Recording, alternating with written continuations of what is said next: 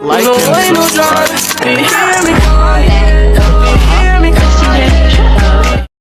ready to rethink your career goals, bozo!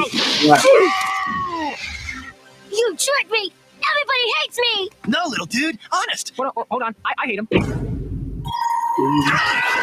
As a huge cartoon and TV show watcher myself, I can humbly say that I am 100% a pioneer to this shit, fam. I'm telling you. I'm talking about if you need something to watch tomorrow, I got you, fam. I got you for real. I've watched at least a couple hundred cartoons, shows, movies, and anime in my life. Go from things like watching the entire MCU to watching cartoons you probably never heard of, like Super News on Cartoon Network, and anime like Hitman Reborn, which is the most underrated anime I could possibly think of, fam. Everyone needs to go watch Hitman Reborn. It's amazing. It's an ST anime and it's fire, bruv. Go watch it, trust me. But cartoons were hopefully a part of your childhood as much as they were mine. And as much as how cold shows were because of the stories or characters that were in them, it was also because of the representation within the shows. Things like showing off different cultures, they speak in whole different languages, to even you know where the characters are originally from, because you're from there. And in this video, I'll be talking about characters that are definitely black, fam. As I'm saying to you, man, right now, even though they might not have the skin color, when I see a brother, fam, I see a fellow brother, you feel me? With that being said, let's get straight into it. Starting with one of the most black-coded characters of all time, Knuckles the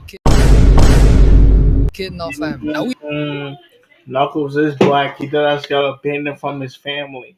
If that's not the blackest shit you ever heard, what is, man? His family died. If that's not the blackest shit you ever heard, what is, man? Y'all, if y'all say you're not You need to leave! black, that's fries, gang. Now we know Knuckles is one of the most black-coded characters of all time. From him having dreadlocks to him having a whole Jamaican vibe. That ass does have dreadlocks, man. But if we say Knuckles has dreads, that means Sonic. What I did to your pops, but he hit me first, so he had. Turn it off! Oh, okay. That's the max. It's a max. That's the max. Nah, he got spiky hair. But Knuckles deadass has dreads and he's Jamaican. He a foreigner, he an island boy. Vibe to all his stage music from the Sonic Adventure games all being rap music. Knuckles is up there on the pinnacle of all characters we all know that are 100% black, fam. Like in Sonic Prime, one of the variants of Knuckles is literally called Captain Dread. Like at that point, they're trying to tell us he's a black guy. They even darkened his skin in Sonic Adventure 2, making this guy look brown skin. I know a real brother when I see one, bro, trust me. But low key, I don't think Knuckles is only black. I think Knuckles got a Native American background to him too, with the whole... Yeah, that's what I would say. He's Native American mixed with black, man. Or Mexican. Nah, Sonic is Latin. Sonic is Latin. Sonic has to be Latin. Oh shit. whole Echidna tribe backstory from the first Sonic Adventure game, with this whole tribe having a whole similar aesthetic and the same buildings as the Mayans, fam. But I'm pretty sure Knuckles' design was based on Jamaican people anyway. But all the man them know Knuckles is black, fam. That's why Sega got Idris Elba to voice Knuckles in the movies and their show. They know what? Idris Elba did so wonderfully. My boy too well, fam. They know him too well. And I'm not gonna lie, Sega. How does Knuckles not have his own 3D game yet, bro? They finna give Shadow 2 games. He got his own show, but he don't got his own game. How the fuck Shadow get his own game before Knuckles? Knuckles was before Shadow.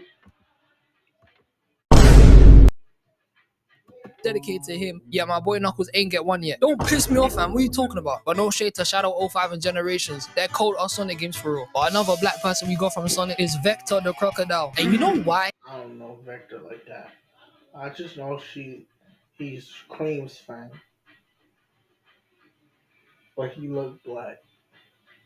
He got a chain on and headphones, but that's how you know he's black, man.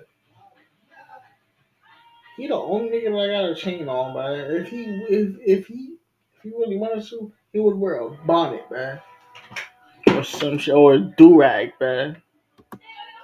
Why he's a black person? Because Vector wears a bunch of gold, fam. Vector is dripped out in gold, bro. He's got gold braces on his gloves and shoes, and he's wearing a whole gold-plated Cuban link chain. I know you know a couple of men that wear gold Cuban links, bro. And Vector is literally dripped out in all that shit all the time. It's his trademark look, fam. Not to mention, Vector is also black because he stays chasing money. Think about it. The Chaotix are the only group out of all the Sonic Hero teams that actually be operating off the real world. Team Sonic out here trying to stop Eggman. Team Dark were also trying to get at Eggman. Team Rose were just following Team Sonic. And the Chaotix, they were on a job they were trying to chase money for. They stayed chasing this paper, fam. Instead of saving the world, they got the bills to pay. They got to get their money up to pay rent. I'm talking about these men will probably be so unprovoked to save the world unless they were going to make money from it. I'm not going to lie to you. And it sounds kind of trash, but if we're being honest there, everything has a price, fam. Everything's too expensive, bro. And Vector and the Chaotix are just trying to pay their rent. But that's what makes the Chaotix the best team, in my opinion, is that instead of chasing a goal or saving the world or trying to influence it, they're just at those places because they're trying to pay their rent. And I can heavy relate to this because I'm broke as hell, fam. I'm talking about I eat water for breakfast, fam. It's actually cold out here. And Indeed don't want to hire anybody anymore. Applying for a job is just useless, fam. Big man thing. Like, you could be applying to different types of jobs that are basic as hell, like a waiter or a kitchen porter, or even just one of them annoying people walking around asking for donations in Stratford. Them people are so jarring, but places like Indeed or LinkedIn are out here asking for experience like you were just the president or something. Suck your mum, fam. What are you talking about, bro? But we getting off topic here. The Chaotix is probably the most underrated Sonic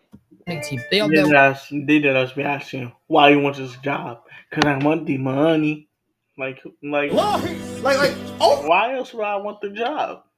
With the Babylon Rogues and Team Hooligan. Elite ball knowledge if you know some of these men. And Vector is one of the most underrated Sonic. The only one I know is Silver and Jet. Characters in the series. And the fact that Bumblebee, he wears full on gold like he's a 90s rapper and his moral compass is driven by money. He's definitely black, fam. He's 100% black, I'm telling you. Going on to my next character, we have Garnet from Steven Universe. And Garnet is most definitely... She's most definitely black. Her design is black. You can tell by her afro. Why would you put a monkey there, though? That's kind of racist. Oh, nearly black, bro. If Garnet doesn't give you the vibe of being a black woman, you're tweaking out here. I'm not gonna lie to you. She got a whole ass afro on her head, and I know she be carrying that afro sheen everywhere. Garnet is one of the biggest. She does be using that baby. I hold them. Be carrying that afro sheen everywhere. Garnet is one of the biggest representations of black people in cartoons. Her whole demeanor with giving Steven wisdom, being confident, being emotionally mature and understanding, and a good leader to the Crystal Gems. These are things you see a lot in black people, especially our strong melanated queens. When I was younger and when I used to watch Steven Universe when it was airing on Cartoon Network, I could just tell Garnet was black from the way she was designed, to how she would act around Steven and the rest of the Crystal Gems, to even the way she would be moving when she would be doing her fusion dances. Garnet gotta be one of the most black coded characters of all time, and Steven Universe is one of the best cartoons of all time. The story is fire, character is fire, the movie was fire, and the music is fire. Also, Estelle voices Garnet, and I'm not gonna lie to you, man, I only know Estelle from that one song with Kanye, and I'm sorry, I'm not that culture, bro. I'm sorry. I don't know Estelle like that, man. But we love Garnet, and Garnet is one of the biggest characters that gives some of the biggest black representation in cartoons. I play her in Multiverses. I don't really mean her in Multiverses, but I play her sometimes in Multiverses. Most of the time I go random. And speaking of representation, we have to talk about Darwin from The Amazing World. Darwin is black. You can tell by by his demeanor, and he's bald. Most black people are bald. You can tell by the way he screams and his attitude. That he's dead. That's just a black teen, a black kid. The world of Gumball, fam. We all know collectively that Darwin is a black boy. And let me tell you the episode where I figured this out.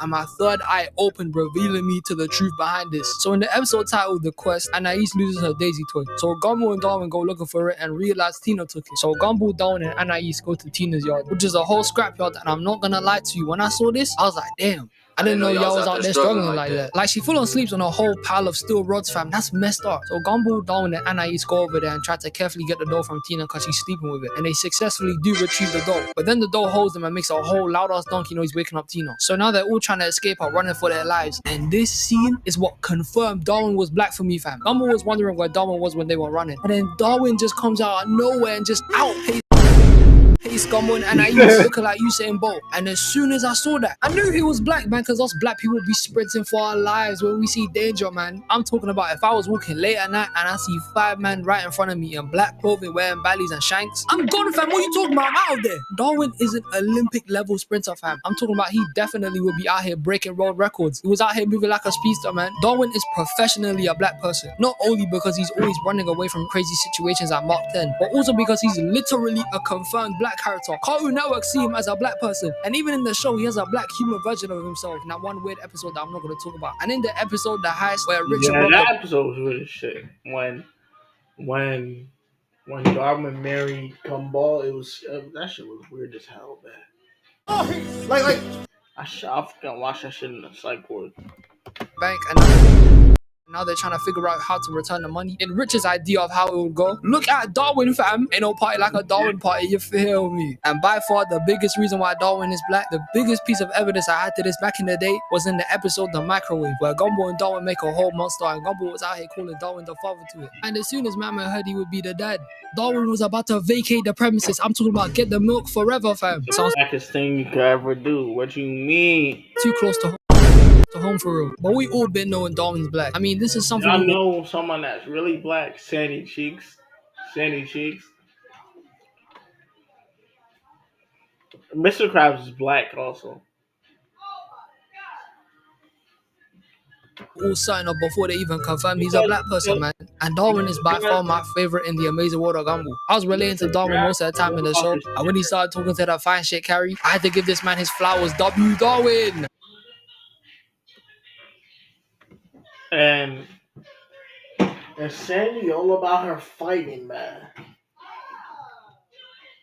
And you know black people like to fight.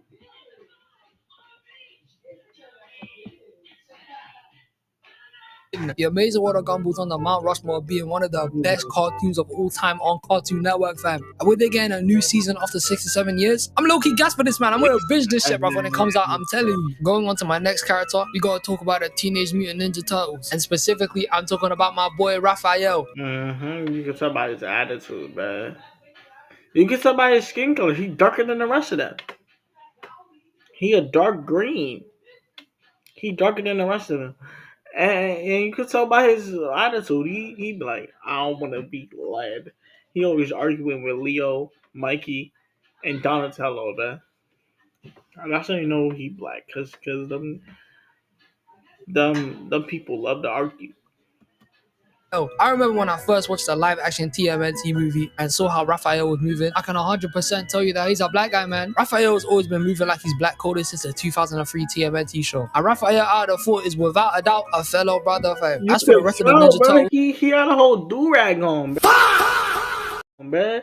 In the cartoon, bro, he had a whole do-rag on. That's how you know he's black. Instead of having a regular mask, he had a do-rag on.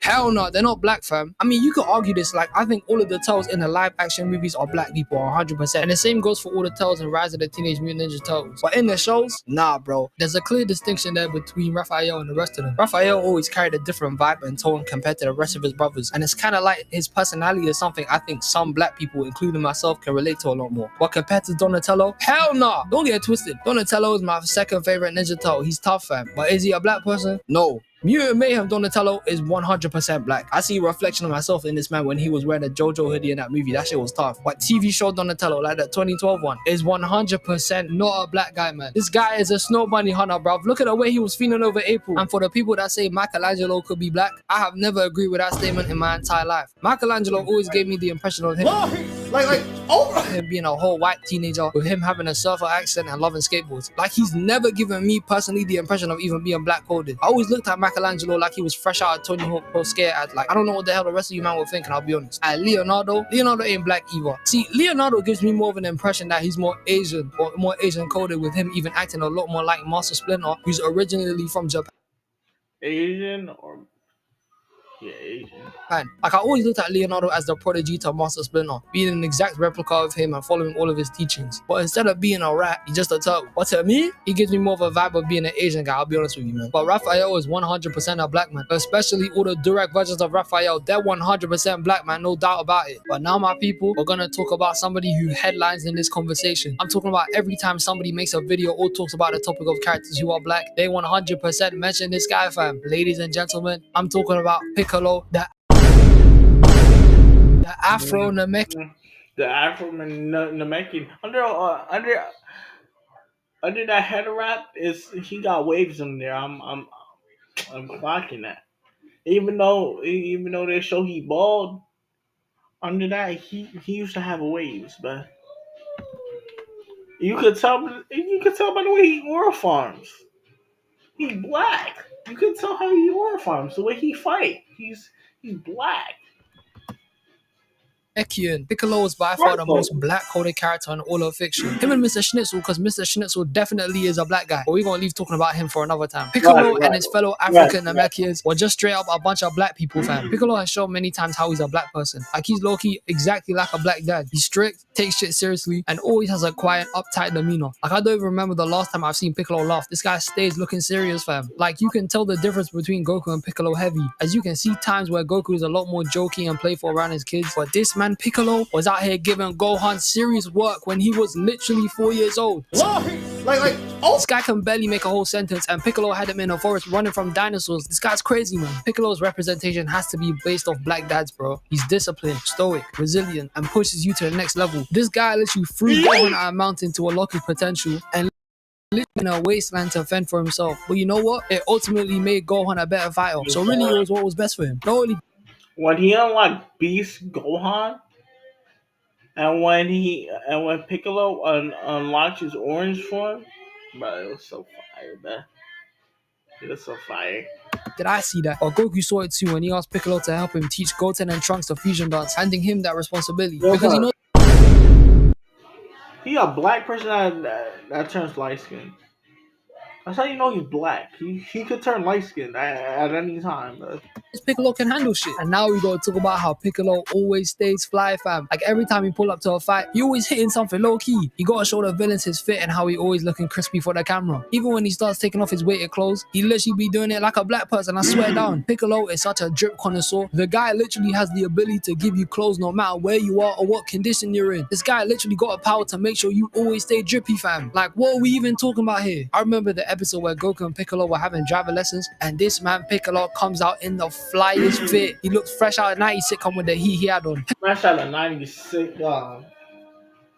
Like, even though the fit was kind of ass, looked like he was about to go to a baseball game. But he was. I saw a roach, man. Piccolo and Vegeta were the first two people in Dragon Ball to have that shit on for real. I'm saying when I saw him in those garms, I knew he was black, no doubt about it, fam. And then we gotta talk about Piccolo's dramatic entrances. Like how villains always gotta be doing crazy shit to catch a hero's attention. Piccolo always comes into fights acting like he got a camera on him at all times, fam. Like in the BoJack movie when Gohan was about to get obliterated, Piccolo comes in and uses special beam cannon to get rid of the blast, and look at my man just standing there. Bro's in the perfect angle with his cape blown in the wind and shit like he's Batman. 10 out of 10 performance here, man. And even in the first Broly movie, look at him. You can't even see his face. His cape is in the way. You can't even see who it is, fam. But guess what? Piccolo was still aura farming in this shot, man. Piccolo definitely, out of all the people I've mentioned in this video, gotta be the most blackest character I've seen in fiction. I mean, when I was a kid, first watching Dragon Ball Z on the legendary channel Kicks, rest in peace to the GOAT, I always knew Piccolo was black. I used to think Piccolo's turban was a wave cap because I thought he had waves underneath it. Until he showed his bold ass head when he was fighting Raditz. That shit was low-key hurting my eyes. It was reflecting the sun, fam. But Piccolo is definitely a black person. I mean, bare people already have said this, and they might as well confirm it now. From his whole demeanor to his drip to his aura farming, and even just how Piccolo is as a whole character. However, I'm gonna be honest here, man. Piccolo gets folded most of the time. Like this guy gets put in a blender. It's tragic to watch, low-key. First movie when Broly just drop kicks this man and sends him flying like he's Team Rocket. Or even when Cell Gods get back and absolutely violate the shit out of this man. Piccolo got his fair share of getting his shit rocked. But despite that, Piccolo is definitely an African Namekian, fam. And this brings me to the end of the flick. If you lot got any underrated or even characters that I said you don't think are black, put them in the comments below so I can see some different things. I'm not gonna lie to you, man. But I hope you man have a blessed day, and I'll see you in the next one. Peace. Alright. This was a good video. The link will be linked down below. I love y'all. Thank you. Peace.